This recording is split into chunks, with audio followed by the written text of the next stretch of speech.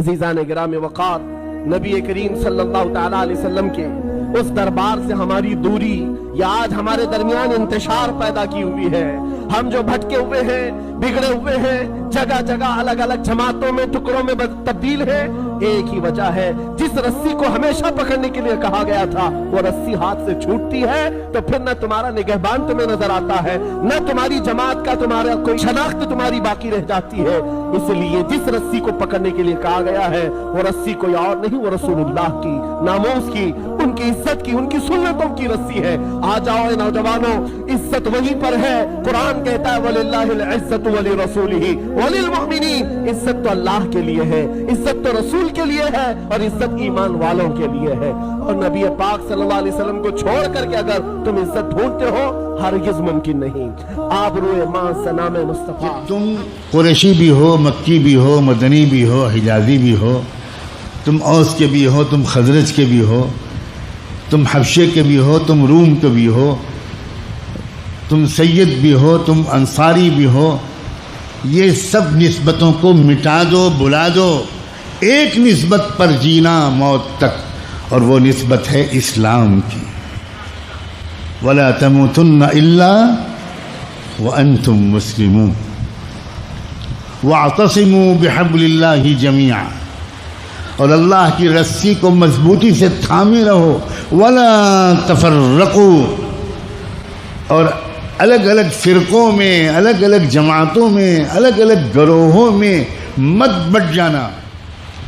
آپس کی پھوٹ رائے کے اختلاف کی وجہ سے کبھی نہیں ہوتی، مسلک کے اختلاف کی وجہ سے بھی کبھی نہیں ہوتی، الگ الگ جماعتوں اور اداروں سے تعلق کی وجہ سے بھی کبھی نہیں ہوتی۔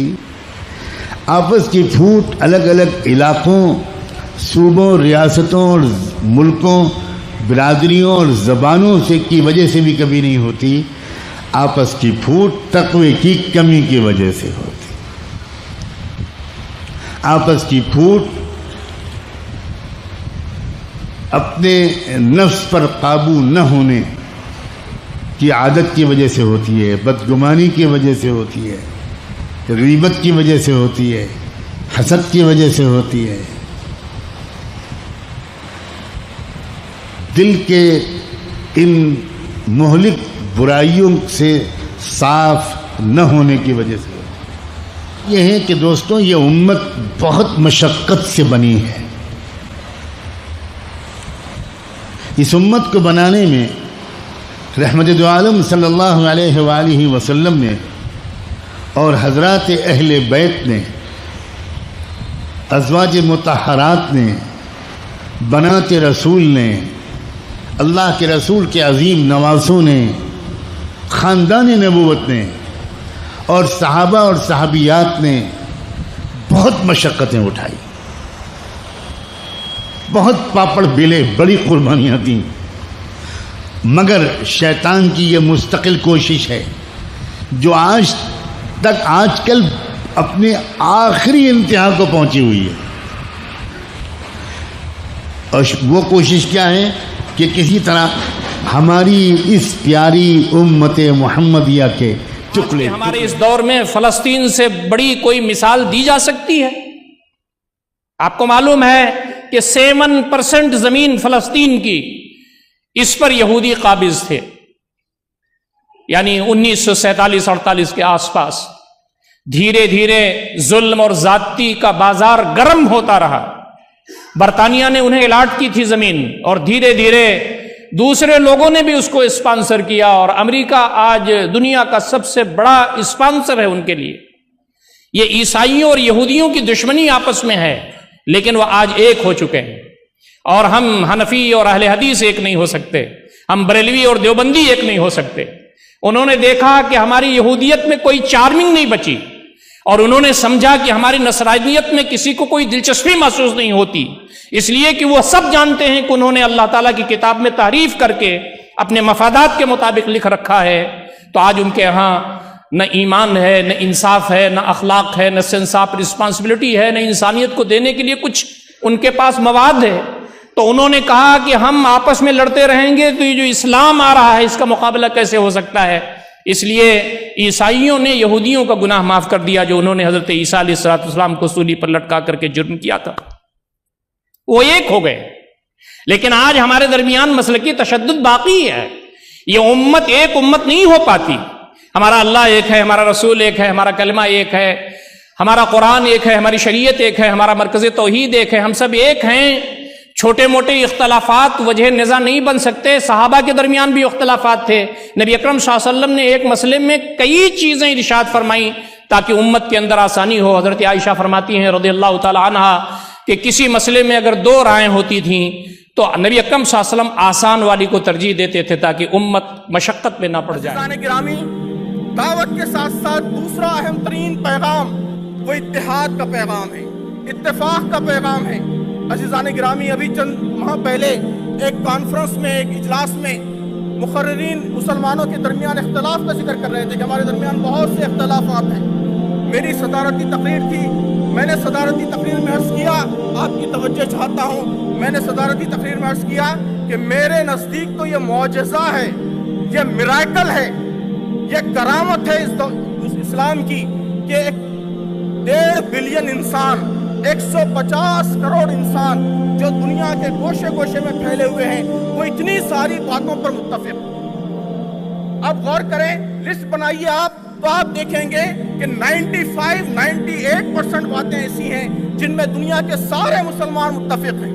ان کا کلمہ ایک ہے، ان کا ویژن ایک ہے، وہ 5 وقت نماز پڑھتے ہیں، وہ روزہ رکھتے ہیں، ان کی عبادتیں ایک ہیں، ان کا فیملی سسٹم، کس سے شادی کرنا کس سے نہیں کرنا ہے، کیا قدریں ہوں گی، کیا ویلیوز ہوں گی، 95% باتوں پر مسلمان متفق ہیں۔ بس 2-3% جزوی ذیلی باتیں ہیں جن پر ہمارے درمیان اختلافات ہیں۔ یہ اسلام کی کرامت ہے، یہ اسلام کا معجزہ ہے۔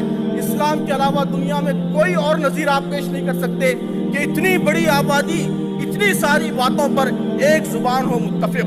یہ ہماری طاقت ہے، یہ ہماری قوت ہے، یہ اللہ تعالیٰ کی بہت بڑی دین ہے، ہمیں اس کی قدر کرنی چاہیے۔ ان 2-3% اختلافی باتوں کو بھولنا چاہیے۔ جو 98% باتیں جن پر ہم سب متفق ہیں، ان کو اپنا فوکس بنانا چاہیے، ان پہ توجہ دینی چاہیے، ان کو لے کر ہمیں کوشش کرنی چاہیے۔ آپ مجھے بتائیے کہ اس مجمع میں اسلام کے نام لینے والوں میں کون ایسا ہو سکتا ہے جو اس مہم کے مقاصد سے اختلاف رکھتا ہو؟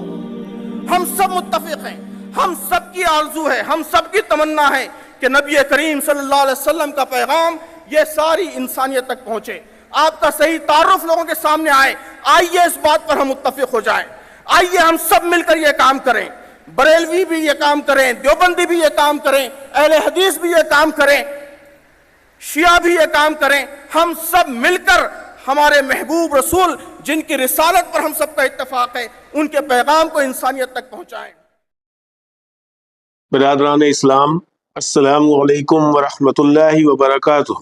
الحمدللہ، بڑی مسرت کے ساتھ یہ اعلان کیا جاتا ہے کہ جماعت اسلامی ہند کے نائب امیر اور انٹرنیشنل اسکالر محترم ایس امین الحسن صاحب جبل پور تشریف لا رہے ہیں۔ اس مبارک موقع پر جماعت اسلامی ہند شہر جبل پور نے ایک خطاب عام اتحاد امت کی مستحکم بنیادیں کے عنوان پر منعقد کیا ہے۔ آپ تمام حضرات سے پرخلوص گزارش کی جاتی ہے کہ 18 جنوری 2025 رات 9 بجے بروز سنیچر مومن عیدگاہ کے سامنے گوہل پور میں ہونے والے اس خطاب عام میں ضرور بالضرور شرکت فرمائیں، کیونکہ اس وقت دنیا کے جو حالات ہیں اور اس میں امت مسلمہ کا کیا رول ہے اور امت مسلمہ کے اندر اتحاد کی اشد ضرورت ہے، اور یہ اتحاد کیوں اور کیسے ممکن ہے، اس پر محترم ایس امین الحسن صاحب آپ تمام حضرات سے خطاب فرمائیں۔ ہم امید کرتے ہیں کہ آپ تمام حضرات جہاں تک ہماری آواز پہنچ رہی ہے